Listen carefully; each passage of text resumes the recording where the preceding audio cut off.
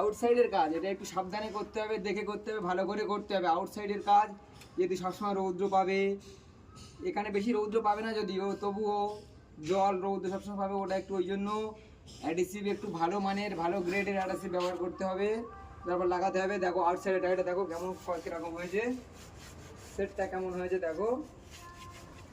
সবসময় বলতাম আউটসাইডের কাজ একটু টাইট সবসময় একটু রাফ হবে, যাতে সূর্যের তাপটা কম ক্যাপচার করতে পারে, সেই জন্য দেখো আউটসাইডে টাইটে রাফ। দেখতে কেমন বলো?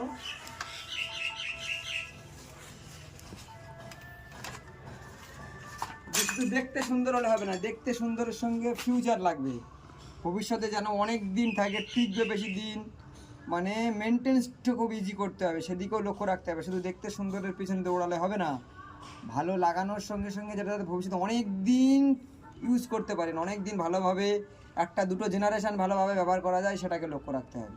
সো দেখো সেটটা কেমন হয়েছে জানাও।